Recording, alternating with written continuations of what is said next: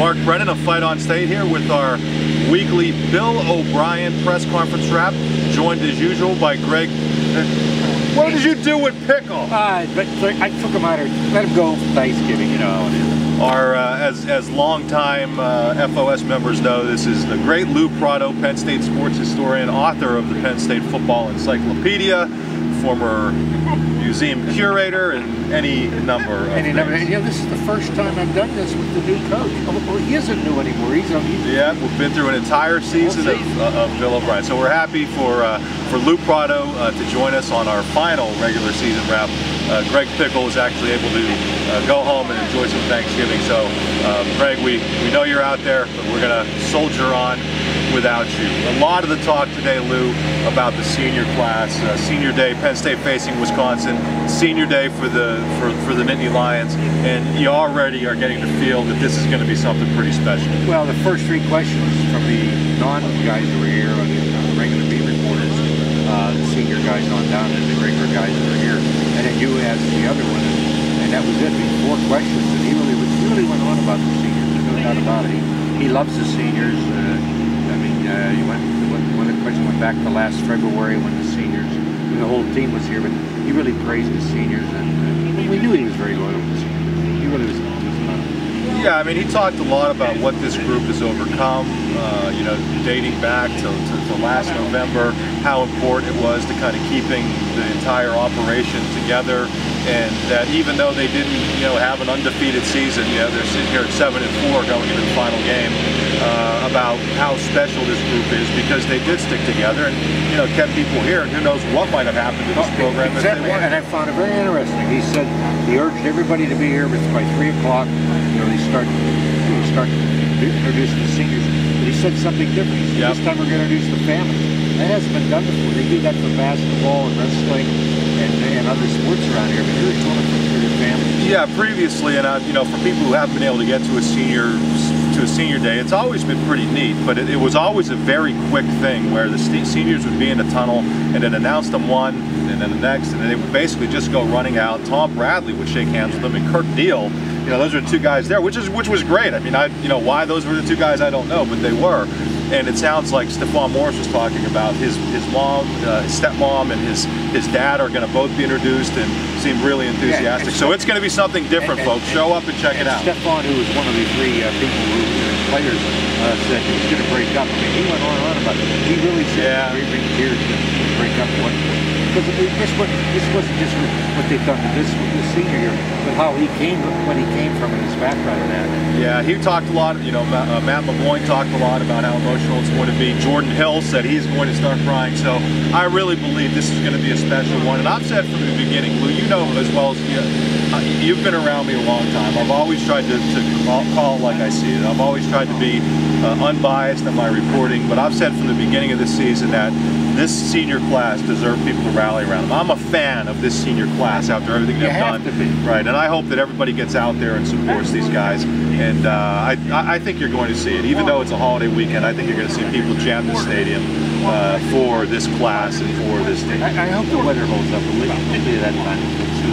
I think you're going to see a lot of cheers with Lottie introduced. He is going to be introduced. He'll come out there with mother and dad, or maybe even his brother would show up, that Lottie. And I think he'll get a lot of cheers. He will probably get the most cheers.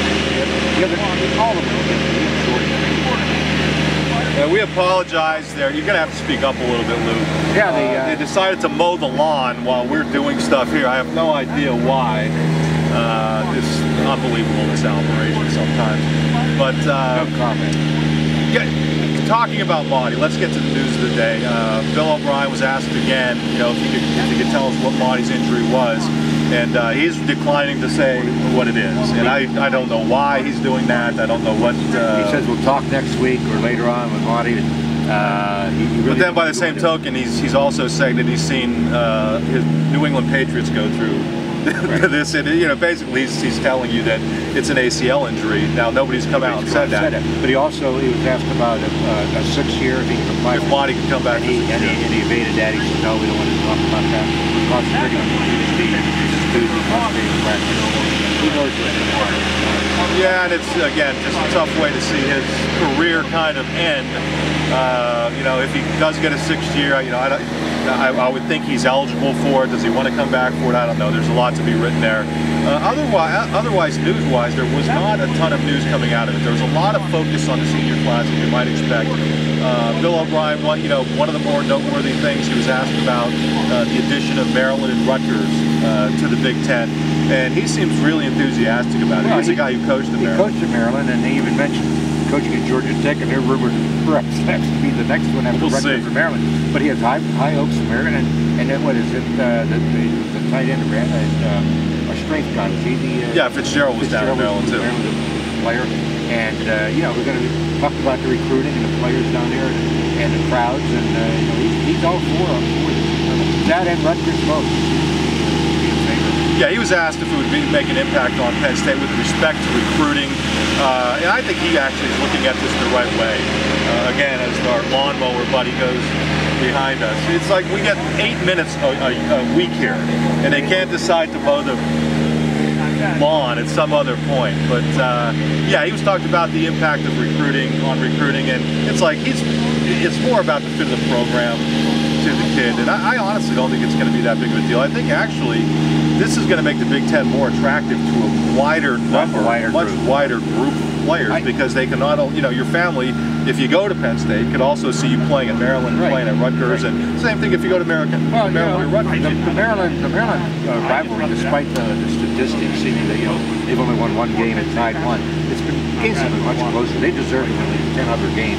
Of course, we deserve to win. They lost. I've always said that. You're nitpicking over that. That fits in here because the quarterback and the receiver to help win the games, Dick Shiner. What year? And Gary Cole, 1961. 61, 62. And they were Pennsylvania guys. So, I mean, this crossbreeding of Maryland players playing in Penn State and Pennsylvania players in Maryland is going on. I think that's just going to get intense. I think there was a little bit of other news. One of them, that the bench is getting more reps. Yeah. And because, you know, he says he's only going to be the quarterback here next spring. I think if they get the junior college kid, who knows?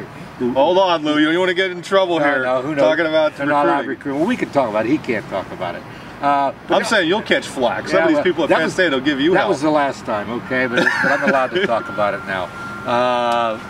But also, I also thought was interesting, there's only one question about Wisconsin.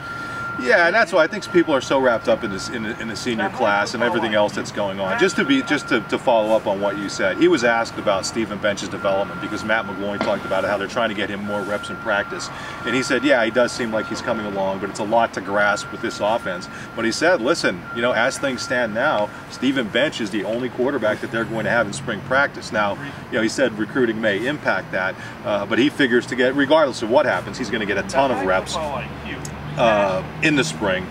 And he went back again to his dad's a coach, he's a very smart kid, blah, blah, blah.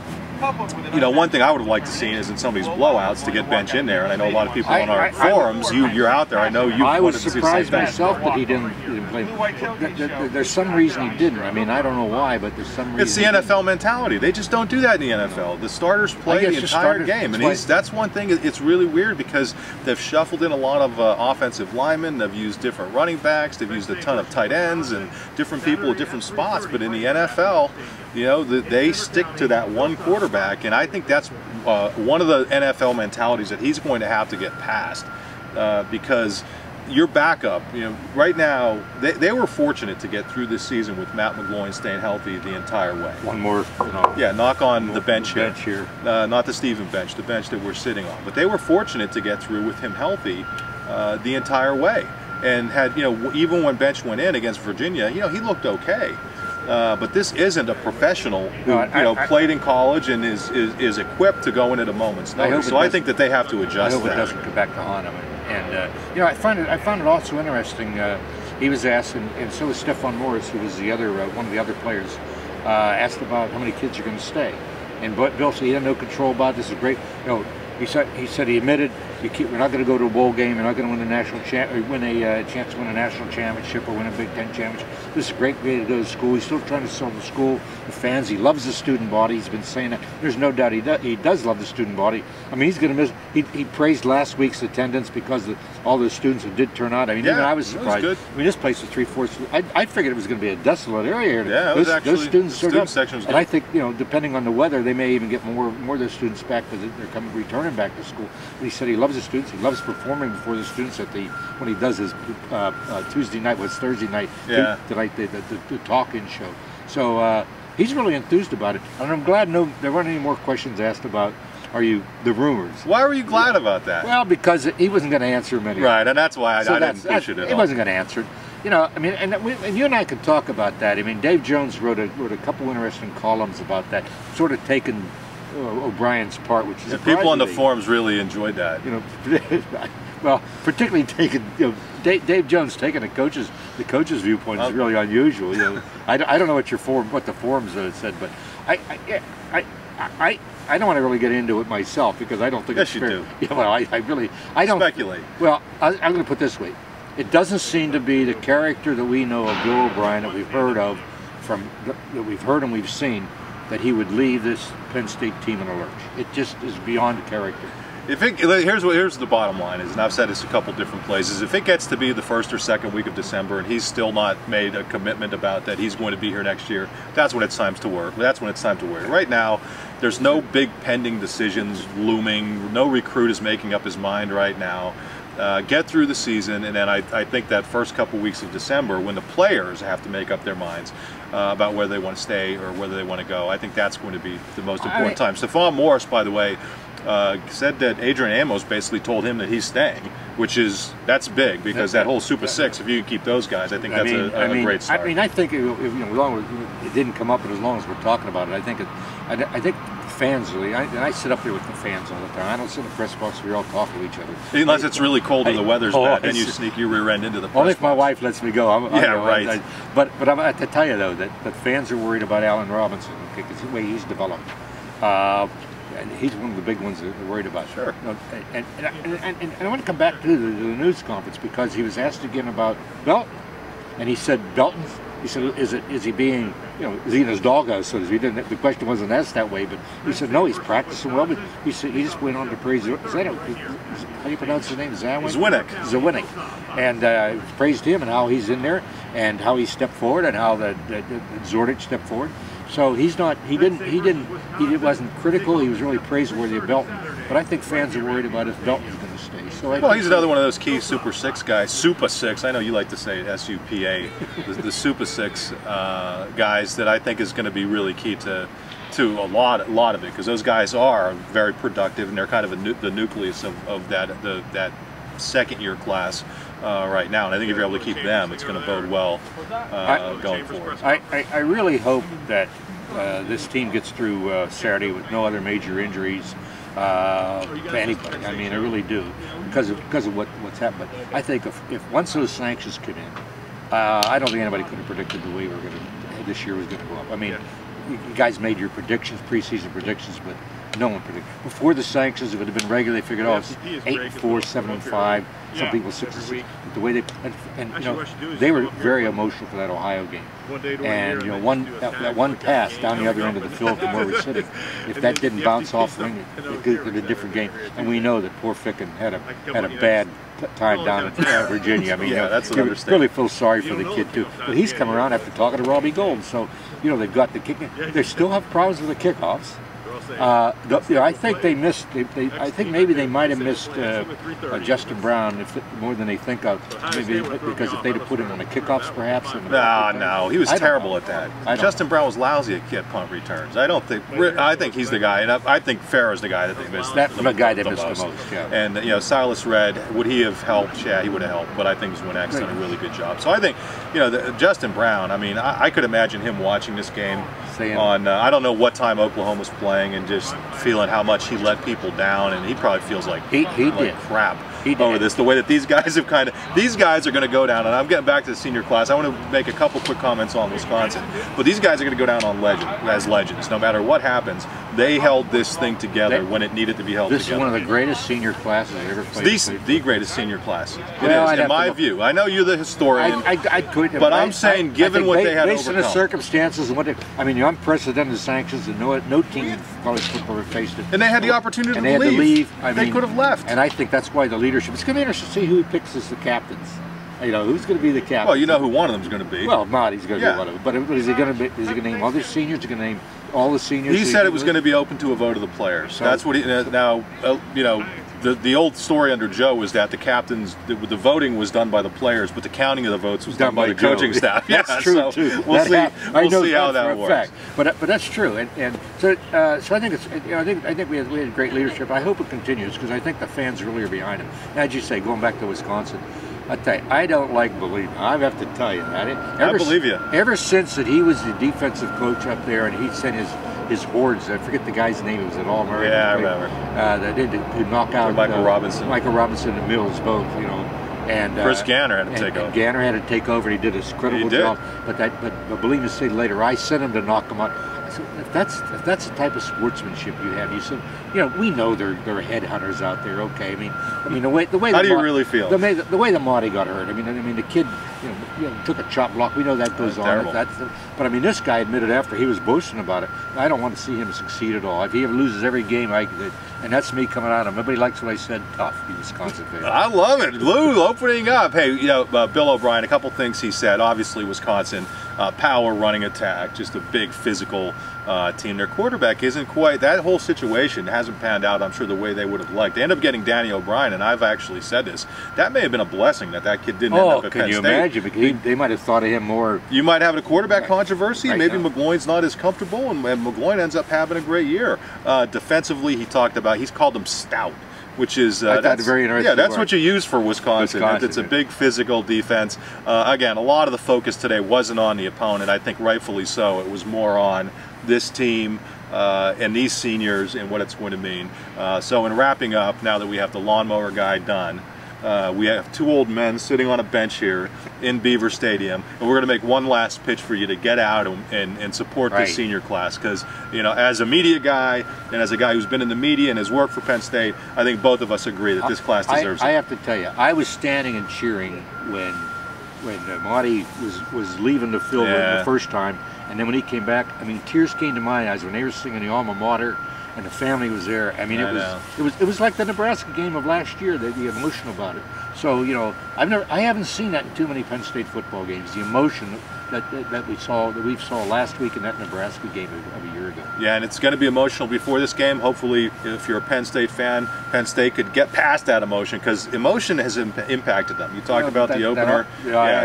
So if you're a Penn State fan, you're hoping that it's very emotional and everybody rallies behind them, but that they're able to put that behind them and get down to business. What's your game prediction for this one? I watched your nitwits, and I saw Nastasi make a 41-35 something. I said, you got to be kidding me. If Wisconsin and Penn State can score that many points, I don't know. You're taking the under. Oh, geez, I don't know. I'm joking. Lou never makes predictions. He only did one time when Neil Riddell forced him into it. Well, I did that for the nitwits too, and I won that week. I don't know. I don't know what this is. I'm picking at 24-14 Penn State. I think they come out and play well. I think great quarterbacks or really good quarterbacks have given them trouble, and I don't think Wisconsin has a really good quarterback this year. I think you're right. I think it should be a great game. It really will. Okay, for Lou Prato, I'm Mark Brennan. We're going to wrap up this week's version. Hopefully, we have a post-season press conference to wrap up at some point. I don't know if you'll be here, but Vic will be here. To tell you, you know, he's changed the quarterback club dinner, the final dinner. Only the seniors have to be there anymore, which, you know, that means things are different. People better understand. One last thing, okay? One last thing about Maryland. Remember, they're the first team to have, in college football, to have names on their jerseys, okay? Penn State's the last team to have. Last team. I wonder what's going to happen next year about jerseys. He said it was only for a short time. So. We'll see. Lou, a little foreshadowing. Yeah, but we'll promo the next time you do this in August. We don't know when we're going to do it. We may do one after if Bill O'Brien has a postseason press conference. Maybe we'll do it then, but we don't know yet. So thanks for being with us all year. Again, thank you, Lou Prato. As usual, we went way too long when you're on because both of us like to yap too much. But for everybody out there, thanks for being with us all year. Happy Thanksgiving. Lou Prato, Mark Brennan, happy Thanksgiving, and we'll see everybody. Don't know when, but we will see you at some point.